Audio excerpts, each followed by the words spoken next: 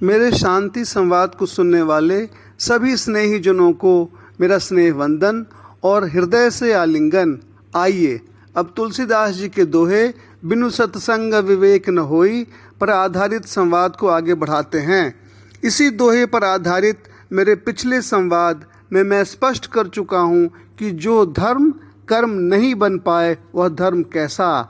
इसे दूसरे शब्दों में कहूँ तो आपके जीवन में जो भी धर्म है वही कर्म बने और आपका जो भी कर्म हो वही धर्म बने, तभी आपके हृदय में आप राम राज्य या सुख और शांति का राज को महसूस कर पाएंगे।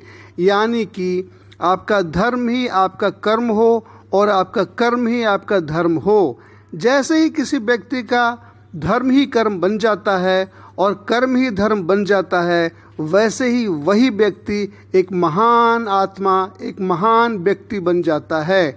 जरा सोचें, गुरु नानक देव जी, कबीर जी, तुलसी जी, रविदास जी, महात्मा गांधी जी, क्या इन सब का धर्म ही कर्म और कर्म ही धर्म नहीं था? भगवान बुद्ध और भगवान महावीर जी का भी जीवन देखें। जीवन में जब भी परिवर्तन होता है उसी पल उसी क्षण व्यक्ति साधारण से महान बन जाता है। डाकू रत्नाकर नारद जी की एक ही बात से कि तुम्हारा परिवार तुम्हारे पाप का हिस्सेदार नहीं होगा, इसी बात को सुनकर और इसे समझकर डाकू से गुरु वाल्मीकि के रूप में बदल गए।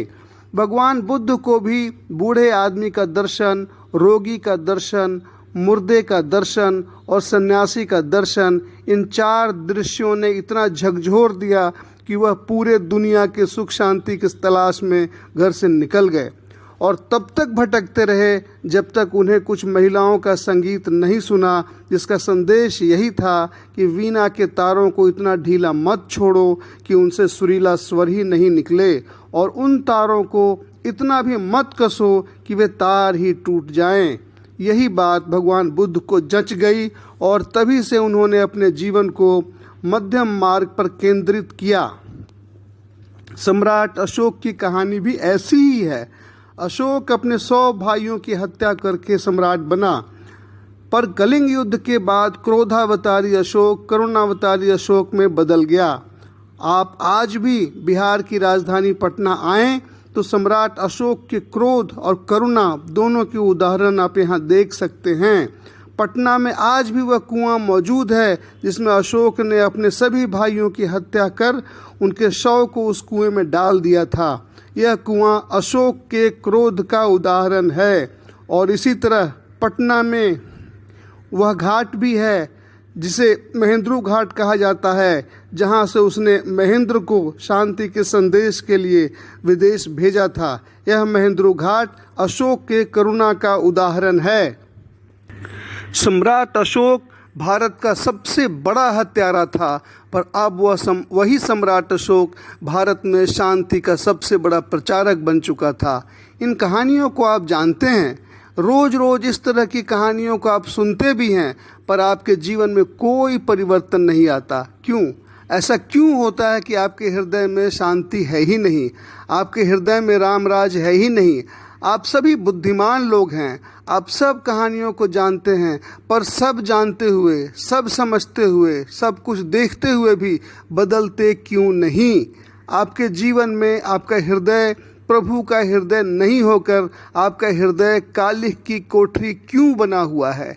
तुलसीदास जी कहते हैं, आकर 4,84,000 जाति जीव जल थल नभवासी, सिय राम मैं सब जग जानी, करऊं प्रणाम जोर जुग पानी।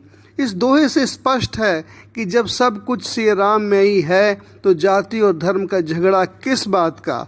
कबीर कहते हैं, जाति पाति पूछे नहीं कोई, हरि को भजे सो हरि का होई। लेकिन हम लोग के जीवन में जाति और धर्म का झगड़ा ही लगा रहता है। जब देखें तब जाति और धर्म का झगड़ा। इस तरह के जाति और धर्म के झगड़े से तो भारत विश्व गुरु नहीं बन पाएगा, और अगर यह जाति और धर्म का झगड़ा चलता रहा तो सारे भारत में जाति और धर्म के बीच हमेशा महाभारत ही होता रहेगा। हद तो यह हो गया है कि आजकल टेलीविज़न के समाचारों में 5 या 6 लोग बैठ जाते हैं और सिर्फ जाति और धर्म का ही झगड़ा करवाने का ठेकेदारी करते हैं। जब देखो तब जाति और धर्म के बीच झगड़ा करवाने की बहसें होती हैं। क्या यह भारत के विश्वगुरु बनने की पहचान है? क्या इस तरह भारत में सुख और शांति आएगा? इस तरह तो भारत एक नरक बन जाएगा और भारत स्वर्ग तो कभी इस तरह बन ही नहीं सकता। ऐसे माहौल में जब सरकार और समाचार दोनों ही मिलकर भारत की संस्कृति और संस्कार की हत्या कर रहे हों, तब आप अपने हृदय को कालिख की कोठरी बनने से कैसे बचाएं और कैसे अपने हृदय में राम राज की स्थापना करें? इस प्रश्न का उत्तर सुनने से पहले आप जरा सोचें, भगवान राम ने और भगवान कृष्ण ने मनुष्य के रूप में अवतार क्यों लिया? वाल्मीकि जी ने यह क्यों पूछा कि ऐसा कौन सा मनुष्य है जिसके बारे में मैं लिखूं? फिर वाल्मीकि जी ने वर्तमान की बात क्यों की? जरा समझें। भगवान के सभी अवतार पल भर में ही भगवान के आने और समाधान देकर लौट जाने की कहानियां हैं। भक्त प्रहलाद को बचाने के लिए जब प्रभु आए तो नरसिंह रूप में आए और हिरण्यकशिपु का वध करके तुरंत ही लौट गए। और भगवान राम और भगवान कृष्ण का मनुष्य के रूप में प्रकटीकरण मनुष्य को उसके जीवन की बुराइयों के बीच से ही उन बुराइयों का वध करके अपने ही जीवन में, अपने ही आँखों के सामने, अपने ही समाज में सुख और शांति की स्थापना का संदेश है।